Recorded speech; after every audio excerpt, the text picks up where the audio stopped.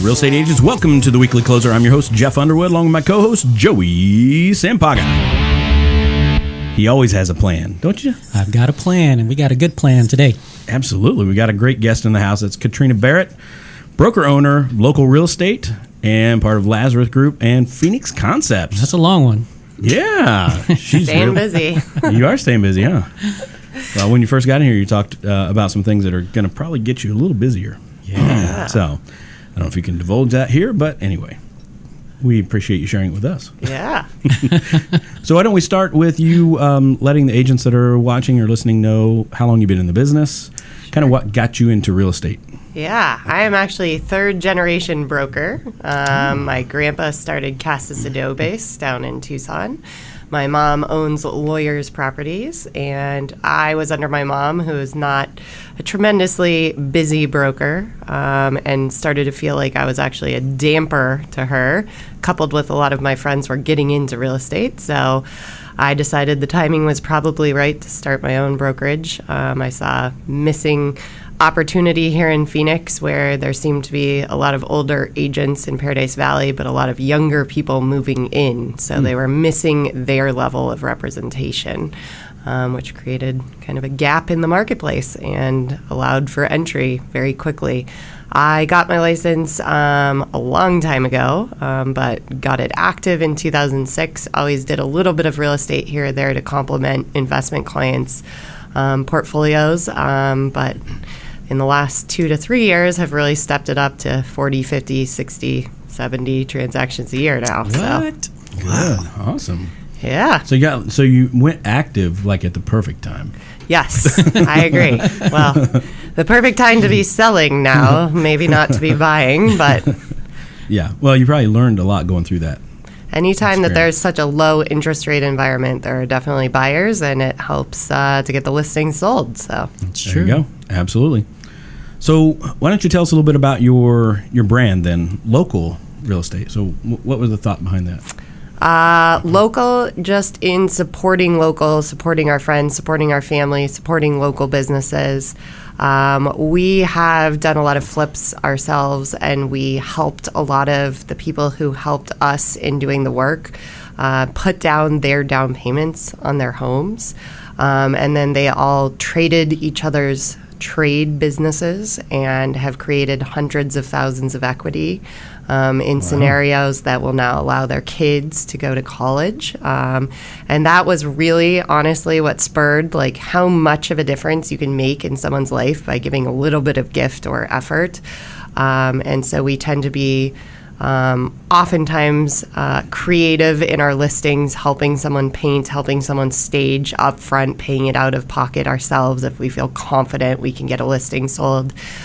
We do crediting on buys. We try and be the Binzer hero when there is someone up against us and, you know, an air conditioner standing in the way, just pay for it, get it done. So anything that really helps the client and helps the person and further helps the community with locals, we really try and focus on bringing in those local brands for the staging, the touches, the dinners while you're waiting for inspection results, whatever the case may be, just kind of keeping the local community involved and a part.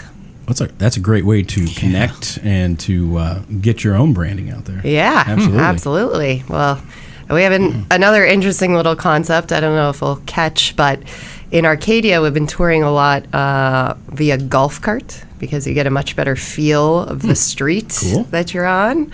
And actually, the last couple of closings, we've given the buyers their own golf carts. No way. That's Really? Yeah. You guys have your... I don't know if that's a trend that will continue, but seemed like a good idea at the time. That's funny. That's cool. I just, I think, you know, anytime that someone can learn more about the house or where they're moving into, taking those, for instance, there's a big movement right now from California, and they just don't know areas. Yeah. So by doing a beach bike tour or in a golf course, you really get a feel of, I'm a social person, I want to be on a social street where kids are out playing, or I like my privacy, I like to drive into my house, shut my garage. You get a much better feel of that if you're kind of feet on the street. Got it. So you just pull up with a truck and a golf cart on the back and then take it off? Yeah, well, right now we only drive it locally, so it's got to be a PV or Arcadia type of a hunt. And generally, the golf cart is best suited for Arcadia where it's flat. Yeah. The mountainous Clearwater type neighborhood might not. You mentioned a bike tour. You guys actually ride bikes? Yeah, so we've actually done a lot of beach bike tours as well, starting at local restaurants and kind of working our way down to the homes. When you're coming from out of town, it's really difficult. Sometimes you're not just buying the home, you're buying the community and Arizona in general, and you're making a decision between here and elsewhere. And if you don't really get to soak in, it's very difficult. When I get an out-of-town buyer, I ask them to go view restaurants, community centers, churches, anything that they might be a part of, and choose that part first, stemming with a school if they have kids. And then we can work from there as to what neighborhood might be best suited. Got it. All right. Yeah, I'm curious how you came up with the concept. I mean, the concept of local is awesome, but how you actually put that together. I mean, what inspired you to do that? I am fortunate to have a lot of very young and very successful clients, and they all kind of started somewhere and saw a way to do it better, differently, put the client first. And they became very successful. And in watching them, it kind of motivated me that if you really want something done correctly, you have to do it yourself. Sure. And the culture and the brand that we really breed is ultimately put the client above yourself always. Yes. Everything else will follow. So as long as you are bending over backwards every transaction to do any little thing that can make them happy, make their experience better, make the other side's experience better, I think it goes further. You don't have to do marketing. Yeah, absolutely. Cool. I can see them. So I remember watching the Shark Tank, and yeah, I'm going somewhere with this. And the guy did these paddle boards, Yeah, but on wheels. I And saw so that. did you see that one? I did. So I could see maybe some of your hip Californians coming over that want to take a tour around with a paddle. One of our board. good friends owns Fat Scoot, and we threw our company Christmas party there and gave away a Fat Scooter. However, I don't know if I trust myself to be talking real estate and driving a Fat Scoot at the same time. I barely trust myself with the golf cart, so. That's funny. So I was looking at your website. You're up to how many people now on the team? I think we have 24, and we do not recruit at all. You have to really have the right fit and the right mindset. We want people who don't need real estate but want real estate. And we want people who want to best serve a client. Anyone in need of a sale is not going to be a right fit for our brand. Sure. And really taking it further and doing design elements and remodeling elements and having knowledge on investment base and where are good buys and flipping and just a very well-rounded agent is what we look for. All right.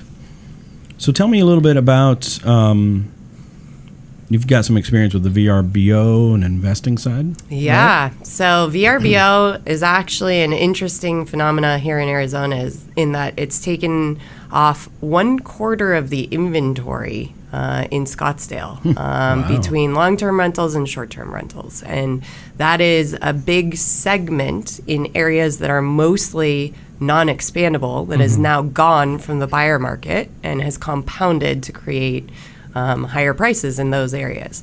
When you think of Arizona, Paradise Valley and Arcadia are actually the highest price per foot. But if you say Arcadia to someone nationally, they say Arcadia, California. They don't know what Arcadia is locally. That's changing quickly with a lot of the amazing restaurateurs and the new hoteliers moving in, but it is not a nationally recognized brand. Scottsdale is the brand. And Scottsdale is difficult because they don't love vacation rentals. That's right. They're getting a lot of neighbor complaints, and there are right and wrong ways to run a vacation rental. To be a very respectful vacation rental owner, you should really have noise regulating machines that turn off the music after quiet hours to be respectful of neighbors. You should have them send text messages to your phone when it reaches a certain decibel. Something my husband and I like to do is to try and get the party outside of the house on the first night of check-in. That seems to be when everyone's the most riled up. So presenting a bottle of wine or a margarita and then saying the bus will be ready in 1 hour, go ahead and take a shower and we're taking you down to Old Town is a good way to combat kind of some of the noise for neighbors. If you talk to the top rental companies, they will say that the number one ROI is on a single bedroom. The problem with a single bedroom is that it's almost always contained within an HOA or inside of a house. And it's a little bit weird to rent one bedroom with other people you don't know, so it's hard to regulate. The next highest ROI are the sleeps over 10, the 5-bedroom plus. The city was looking at kind of limiting per bedroom, per real MLS established bedroom, 2 sleeping occupants per bedroom plus 2. I know that now in Old Town, you are actually required to state that you only can have 6 unrelated guests. Unrelated guests seems to be a big ticking point. It's interesting that if you're 20 kids and counting, you can rent any house you want, no problem. But if you are 20 friends on a bachelor party, you're going to have a different outcome in terms of what the city thinks about you. Sure. So knowing that and knowing that Scottsdale is not so much for VRBOs and the ruckus, it's interesting because you're finding a lot of movement into the zip code of 85254, which has long been known as the magic zip code, having Phoenix taxes and Paradise Valley schools, but a Scottsdale mailing address. That now compounds itself in that Phoenix is pretty pro VRBOs and short-term rentals. And so Phoenix, particularly 85254, might combine the best marketing of Scottsdale with Phoenix police. So it's kind of making it an ideal double dip. From what we've heard, Cave Creek is pretty forward thinking on VRBOs as well. They're pretty, as a town, they're pretty conducive to allowing them in the right locations that aren't prohibited by HOAs. The commonplace used to be that if you purchased a home that was outside of an HOA, you would have no issue. But actually, almost every CCNR, whether they regulate rentals or not, has a restriction about use by a primary residence or a number of unrelated parties. And unrelated parties are defined as blood, marriage, or adoption. Many of these laws are very antiquated, and there haven't been any to go all the way through in court. In fact, they say blood, adoption, or marriage, and their tenement servants, which is just an example of how antiquated some of those are. Yes, I think most of the CCNRs here will also tell you where you can tie your horse, so they're very outdated, but nonetheless, there hasn't been that cardinal case yet to really decide on a specific number that is or is not allowed. And I think coming up with a number will be a little bit easier to enforce than this related party circumstance. Yeah. I think it's difficult. I don't think police can really show up with a blood kit to test everyone. Yeah. So. And really, the determining factor of if you're being a nuisance is generally related to parking, parking illegally overnight, or just noise ordinances. If you're causing a nuisance to your neighbors due to noise, decibels, and especially after those quiet hours, which end at 10 p.m. in Scottsdale. Got it. Wow. Wow, that was a lot. That was a lot. 10 p.m. I know I would kind of think 8 p.m. would be quiet hours, but it is It's 10 p.m. yes. A lot of neighborhoods or CCNRs limit when construction workers can be working, which could also be construed as levels of noise. But I don't know. I have 3 boys under the age of 6, and I would say our house is pretty noisy every night as just a single-family residence using for traditional manner. I mean, kids are noisy, so a 6-year-old old man golf group is probably not as noisy. So it really just depends. And one thing that's very difficult is you can really grill your guests to try and limit what's coming in. In other words, you can avoid and ask people, are you throwing a party? Is this a bachelor party? Are you coming for a specific reason? But they'll even lie. So it's a difficult thing to police as an owner. You just want to try and be as respectful as possible to the neighbors. A recommendation that I make to any new buyers is that they go knock on the door to the left, to the right, behind, and in front, kind of inform them and realize up front if there might be a big issue before they even start it. We have a couple where the neighboring properties are long-term rentals, and they kind of love the use of the VRBO. Family-style neighborhoods do not love it as much. Being cognizant of rooftops that can see your backyard. If you're in a 2-story type neighborhood that can see into your yard, that would be a poor choice of property. Where a good choice of property might be on a main road, easy to find, and already have some noise, where new noise wouldn't be prohibitive to a neighbor. Yeah. Okay.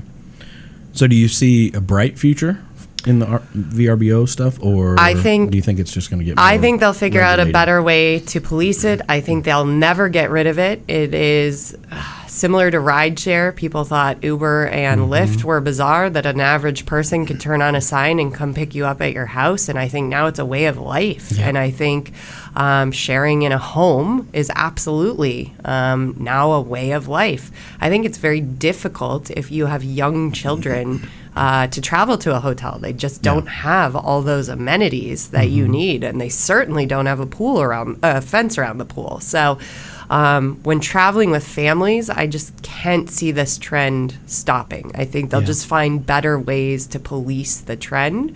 And it is generating huge taxes.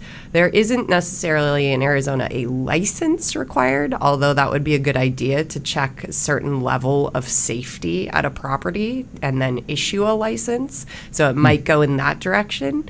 But you do pay, depending on the city, 7 to 16% taxes on short-term rentals. So it is a good income generator, and it should be something that we really locally work to solve the issue so that revenue can continue to come in. The abundance and availability and how nice the VRBOs are in Scottsdale and in Arizona has actually compounded the number of vacationers. And anytime vacationers are coming in, it's good for everyone local. It's good for all the restaurants. It's good for the shops, etc. And I think it has really contributed to a lot of people staying and having a wonderful time, to buyers of either short or midterm rentals themselves, or just relocating here. I think we're very well known here as the epicenter of vacation rentals, because California has really kind of put their foot down against not really allowing them. And we've made it very easy to obtain and have great weather 9 months a year. As long as interest rates remain where they are too, almost any rental you buy with 5 bedrooms or more will return about triple what a mortgage would be without much effort. So, yeah. Okay. It's a very effective way. Yes. Now, is there a certain way to market these VRBOs, or is that your part, or is it? VRBO and Airbnb do it well. It's a little bit of a gray area for realtors. We actually step away from the rental part because under 30 days is not regulated by Department of Real Estate. And I know my firm, we are not property managers. So we prefer to be involved in the buying and selling, not so much the renting of them. But from the end user standpoint, owning many ourselves, it's easy to get bookings. It's unbelievable. Every client that I've had that's bought them is actually kind of in shock that the bookings just happen and come in. Yeah. That's amazing. You also mentioned you do some flipping too, right? Yeah, I would say not really flipping, but just tastefully updating. We have had a string of just moving for ourselves in primaries and kind of updating them for our own wishes. And then when we want to go to the next house, our own wishes seem to have been someone else's wishes as well. But I will say there is a premium in Arizona to be made on convenience. So if you take something that is not done and make it very tastefully done, you should be rewarded in current market. Got it. All right. So you do the whole, sorry, Mike. No, it's okay. Do you guys stay in the property like the full 2 years? Yes, So we the capital have gains and taken all that? advantage of the capital gains play. If you are a primary residence and a married couple and stay for 2 years or longer since the sale of your previous, there's a caveat there, you must not have had a sale in the prior 2 years, then you would be entitled to up to $500,000. Yeah. I'm Yeah. not a tax professional though. Of course, you got to say that. So, is that your primary strategy for those types of things, where you're fixing them up and then living in them, fixing them up, and after 2 years you go to the next? It hasn't been an intentional strategy, but yes, holding over 2 years has been. Yeah. But flipping has not necessarily for us been an intentional strategy. Are you doing any types of just fix and flips where you're fixing them and selling them right away, or are you just sticking with this 2 We year? have not, and we've had a lot of clients who have had a lot of success. I would say that I am more of an expert of if someone has a house and they're prepping for sale, what upgrades would make them the biggest ROI, and spend that money on your kitchens Yep. and your master bathrooms. You see so many people who upgrade the ACs and resurface the pool and put in a great putting green and then have Mexican flooring. It just, yeah. Spend your money on the floors, the kitchens, and the bathrooms for sure. Got it. Now, the two markets that you mentioned earlier, Yes. Arcadia, Yes. PV, a lot of luxury, Yep. right? But you're also, so I'm interested because you said a lot of younger people moving into those areas. right? Huge movement. I mean, locally, Arcadia has always been known for Yeah. families. And right now, you really see a movement kind of by baby boomers moving out and baby boomers' kids moving in. It's interesting, locally here, you really see a lot of people from Arcadia Light moving up into Arcadia proper who are young families, and the vice versa of the families that are retiring or downsizing. You're seeing like a lot of Elm and Highland and that 36 to 40th being occupied by empty nesters because it's still so vibrant and fun and young and a relatively safe area for Arcadia. Yeah. Wow. Okay. Good stuff. So what currently with your business, are you guys seeing more representing the buyer side or a lot of listings right now? I used to historically be a buyer's agent only, and I felt like to be a buyer's agent, you could always work harder, find more, dig up more off market, credit more, give more. You had more control. And now I'm actually finding myself being more of a seller's agent, which it's not on purpose, but I feel it's those little things. My husband and I have a joke that it's the final $1,000 that you spend at Home Goods on the fake moss that sells the house. I mean, and it's a joke. I mean, you walk into someone's house and you take down the unicorn, shower curtain, you put up a neutral gray and white, and oops, they've got cherry wood floors, no problem. Roll out that big white and gray rug, throw a couple white throw pillows on the couch, put in some green pops, and all of a sudden you're a different house. And paint's not that expensive. Paint is something everyone should do.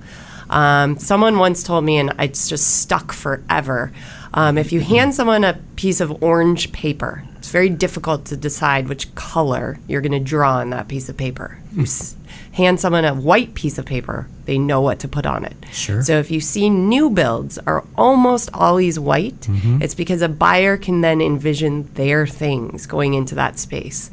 Additionally, we always get our trends from the coasts, and coasts are smaller space, and white makes a space look larger. Yeah. So you're seeing a really big trend on the coast right now of white on white on white in terms of home decor. All right. So you mentioned California, a lot of people coming over from there. Yes. Are you guys, as a team, do you do any kind of marketing to reach those folks? We would love to. We actually, I'm speaking solely for me. I do no marketing. I should. Really? We're trying to change that. Okay. Yeah, All right. friends, family, locals, referrals. Yes, I feel we had what were newer agents who are now trained very well and very eager to get out there and eager to help. So now, putting on a broker cap instead of an agent cap, I am trying to figure out the best way to reach clients who are similar to ourselves. I think that you are best served and best suited to help someone who is similar to you, similar in life phases, similar in socioeconomic status. You just will have the right advice for someone in the same threshold. Got it. No, I love that. What do you think is one of the one of the biggest things, or one of the things that made the biggest impact, I guess, in you starting this brokerage? The success of it. The success of it. Truly, I mean, just not thinking of myself, putting both my agents and my clients, really, truly my clients, interests ahead of my own. I have lots of sales where I actually lost money on the sale. I have sales where I paid out of pocket for someone's down payment. I mean, it's a circumstantial risk reward analysis that goes into any sale. And in some sense of the word, rather than paying Instagram or a marketer, my marketing was giving to my clients. I'd rather put it in their pocket. That has really gotten the ball rolling. But I'm also, I think a list price is very suggestive. Sometimes a list price is spot on, and sometimes they're way off. Do the homework. Figure out what something costs. There's always another property, always. Listings to me are harder because you have one house to work with, and you can't change the location. That's the one thing you can't change. So if someone's in a bad location, there is nothing other than strategically blocking with curtains that you can really do to help get that property off the market, where you can always work harder, longer, etc. on that buy. Yeah, could you imagine?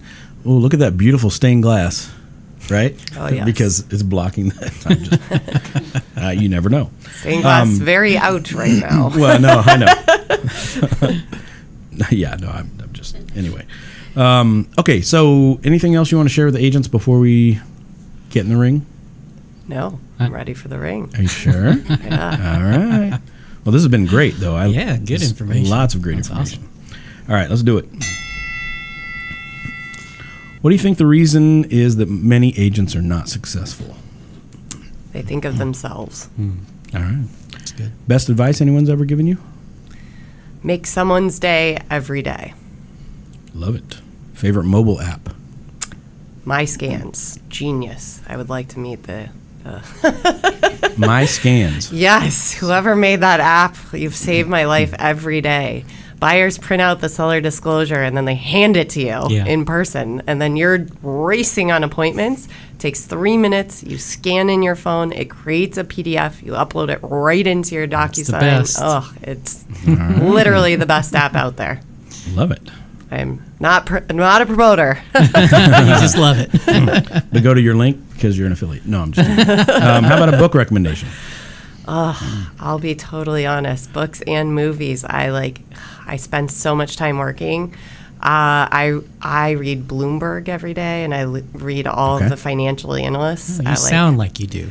Yeah, 3 and 4 a.m. I read those religiously every single morning. But other than that, Financial Bloomberg. Times. Yeah, that's riveting. Oh, yeah.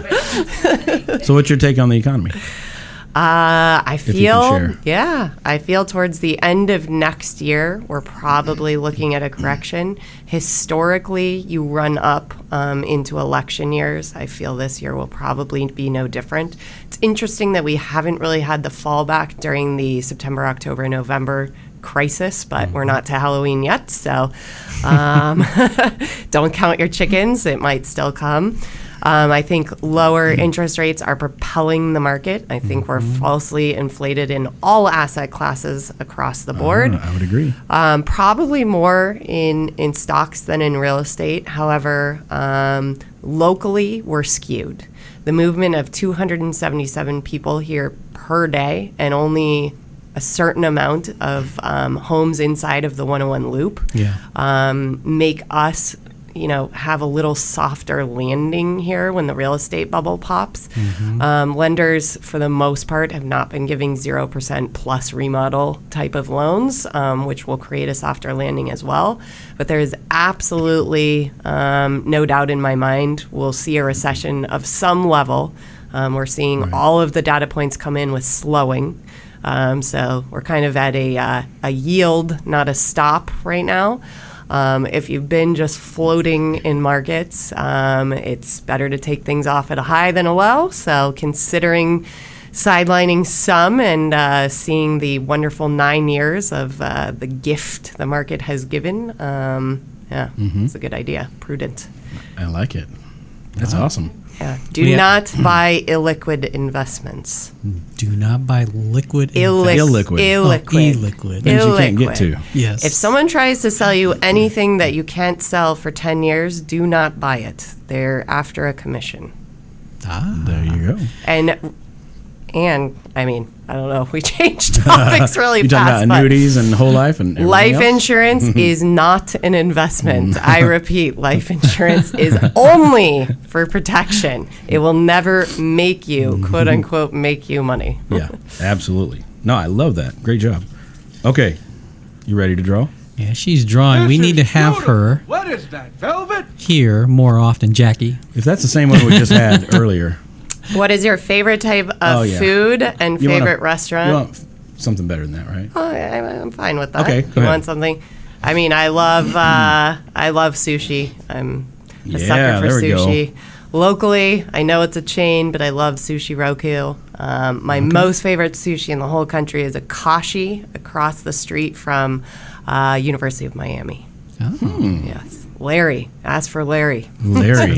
Larry's still there, I guess. He's right? the owner. Oh, he's the owner. Do you have a favorite like sushi roll then, or? What do you like? The Akashi roll. Okay.